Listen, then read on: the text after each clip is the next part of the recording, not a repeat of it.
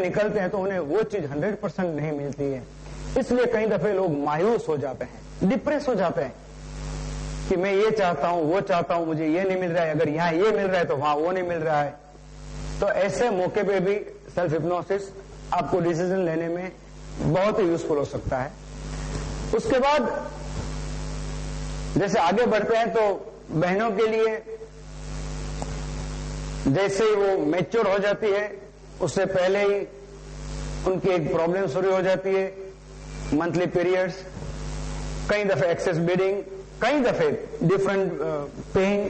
तो इस पेन को भी हिप्नोसिस के जरिए यानी कि ऑटो सजेशन के जरिए सबसाइड किया जा सकता है, कंट्रोल किया जा सकता है। बहनों का काम है हमेशा किचन में काम करना, सब्जियां काटने के लिए छुरी हमेशा हाथ में रहती है, कभी गाय गाय में काटते हुए जल्दी जल्दी में उंगलियां काट देती है, लग जाता है, खून बहता है। तो वैसे मौके पर सिर्फ सूचना के माध्यम से बहते हुए खून को भी रोका जा सकता है। किचन में काम करती है, कहीं तेल की बूंदे गिर जाती है, गर्म तेल की, गर्म पानी की बूंदे गिर जाती हैं, जल जाते हैं, तो वैसे मौके पे वो जलन को कंट्रोल कर सकते हैं और कोई भी घाव जो होता है वुंड उससे जल्दी हील कर सकते हैं। उससे आगे बढ़ते हैं तो प्रेगनेंसी और डिलीवरी, ये दोनों के समय में बहुत सारी मेंटल स्ट्रेस बहनों में होती है, ऑफ कोर्स हर किसी में नहीं होती है, तो इसे भी वो एलिमिनेट कर सकते हैं। हिप्नोसिस के जरिए पेनलेस चाइल्ड बर्थ किया जा सकता है। अगर जो भी बहनें हैं वो अगर बचपन में ही स्टूडेंट लाइफ में ही सेल्फ हिप्नोसिस सीख लिए तो ये काम वो अपने आप भी कर सकती है। हमारी भागदौड़ वाली जिंदगी है, जीवन हमारा ऐसा है कि हमें हर जगह समय पे पहुंचने के लिए लिटरली दौड़ना पड़ता है। We have to rush to one place to another place. कई दफे सिचुएशन, सर्कमस्टेंसेस सब हमारे साथ नहीं होते हैं। गाय गाय में हम कभी एक्सीडेंट कर बैठते हैं, कभी हम बराबर ड्राइव करते हैं तो कोई सामने वाला आके ठोक देता है, हमें मार लग जाता है। तो ऐसे में हम क्या कर सकते हैं? कुछ नहीं कर सकते। मगर उस समय पर जो हमें मार लगाए तो उसका दर्द हो रहा है, तो उस दर्द को हम कंट्रोल कर सकते हैं। Yes, we can control the pain. इतना ही नहीं, जब कोई घाव बड़ा होता है और डॉक्टर के पास जाना पड़ता है और डॉक्टर सब कहते हैं कि इसमें स्टिचेस लेने पड़ेंगे, तो उस समय पे नॉर्मली क्या होता है कि डॉक्टर अपने असिस्टेंट को बुलाते हैं या घर वाले कोई एक दो लोग जो भी होते हैं वो हाथ या पैर, वो शरीर का जो भी हिस्सा जहां पे स्टिचेस लेने, उसे 2-3 लोग पकड़ के बैठ जाते ताकि आप उसे हिलाइए नहीं, डॉक्टर को डिस्टर्ब नहीं करें और डॉक्टर आसानी से स्टिचेस ले सके। अगर आपने सेल्फ हिप्नोसिस सीखा हुआ है, आप जानते हैं, उसकी अच्छी प्रैक्टिस की और ऐसा कुछ भी आपके साथ हुआ, हम सोचते हैं कि ऐसा किसी के साथ ना हो, मगर ऐसा कोई भी हादसा, ऐसा कोई भी इंसिडेंट आपके साथ अगर हो गया तो आप बिल्कुल डरोगे नहीं, घबराओगे नहीं, निश्चित होकर डॉक्टर को कह दोगे, doctor I have anaesthesia this particular portion, now you can go ahead, whatever you wants to do, yes go ahead, I am not going to disturb you but I will help you. और patient doctor को helpful हो सकते हैं। आप में से कई लोगों ने नेट पे या टीवी पे ऐसे कोई प्रोग्राम देखे होंगे जिसमें फॉरेन में मेजर सर्जरीज भी हिप्नो एनेस्थेसिया के जरिए की जाती है। तो हिप्नो एनेस्थेसिया मतलब कोई भी केमिकल आपके बॉडी में इंजेक्ट नहीं किया जाता है, सिर्फ सूचना के माध्यम से आपके शरीर के जिस किसी हिस्से को एनेस्थेसाइज करना होता है उसे within a fraction of second anaesthetise किया जा सकता है। और जितनी देर चाहिए उतनी देर उस पर्टिकुलर पोर्शन को उसी कंडीशन में यानी कि एनेस्थेसाइज रखा जा सकता है, एनेस्थेसाइज कंडीशन में रखा जा सकता है। और जब सर्जरी खत्म हो जाती है उसके बाद just with a fraction of second और just with a snap of finger उसे नॉर्मल किया जा सकता है। तो हिप्नोसिस, सेल्फ हिप्नोसिस को कहां यूज करना है, कैसे यूज करना है, कितना यूज करना है, वो हर किसी के अपने के ऊपर है। आपने यहां सब बैठ के इतना सब सुन रहे हैं, मैं बताते जा रहा हूं, आपको लगता होगा कि क्या वाकई ये पॉसिबल है? क्या सिर्फ सूचनाओं के माध्यम से हम अपने आप में इतना जबरदस्त चेंज ला सकते हैं? जी हां, ऐसा कहा जाता है कि मानव मन के पास, हमारे माइंड के पास जो शक्ति है, जो ताकत है, वो ताकत दुनिया में किसी और चीज के पास नहीं है। आप देखिए एक माइंड क्या काम करता है। ये जितनी भी इन्वेंशन हुई किसने की है? किसी भी इंसान के एक माइंड ने की है। और इससे भी आगे की बात करूं तो राज कपूर जी ने एक पिक्चर बनाई थी, सत्यम शिवम सुंदरम। आप में से कई लोगों ने देखी भी होगी।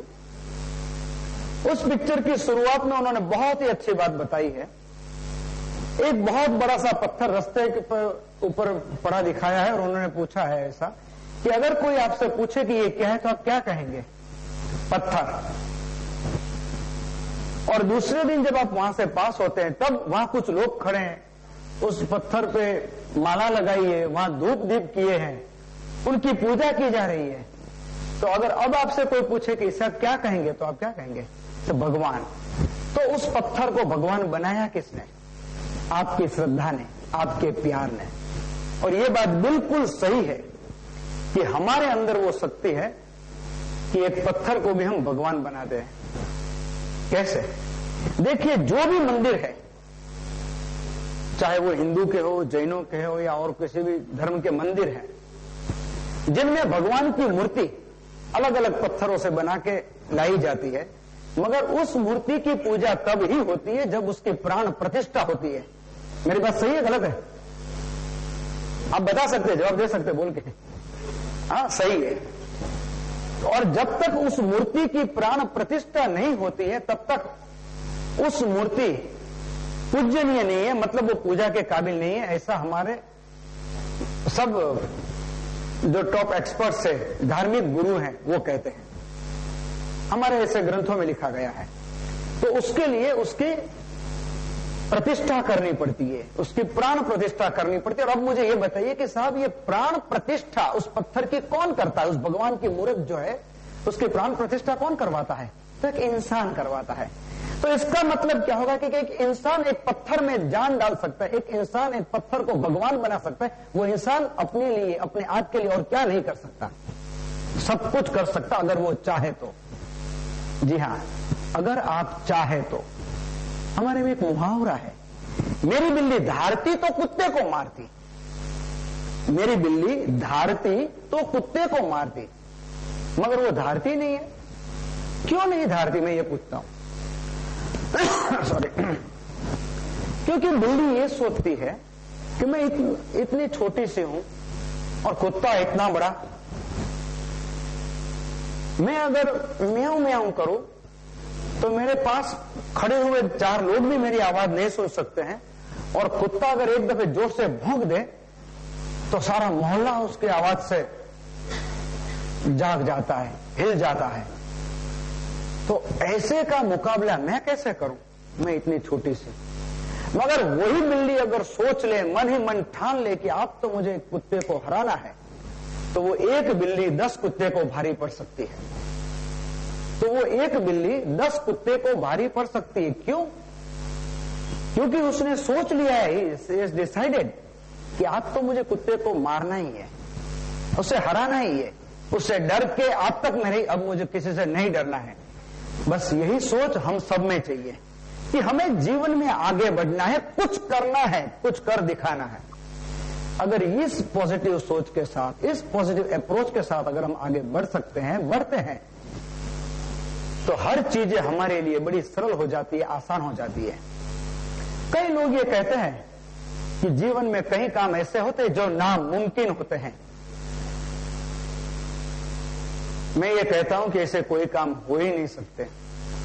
हमें सबसे पहले अपने आप को पॉजिटिव करना है। इसीलिए मैंने ये कहा है कि हम सब कुछ कर सकते हैं, हर एक अच्छे काम हम कर सकते हैं, हर एक अच्छे पॉजिटिव चेंजेस हम अपने आप में ला सकते हैं। और अगर हम अपने आप में ला सकते हैं, मगर हमारे यहां क्या होता है, हम खुद सुधरना नहीं चाहते, हम दुनिया को सुधारने के लिए निकल पड़ते हैं।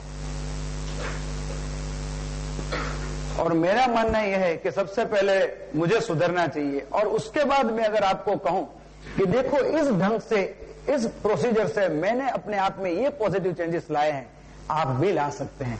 तो आपका विश्वास मेरी बातों पर का थोड़ा बढ़ जाएगा और आप सोचेंगे कम से कम एक दफे, मेरी बात पे आगे बढ़ेंगे या नहीं वो बात और है, मगर सोचेंगे जरूर कि हाँ ये सही रास्ता है या नहीं।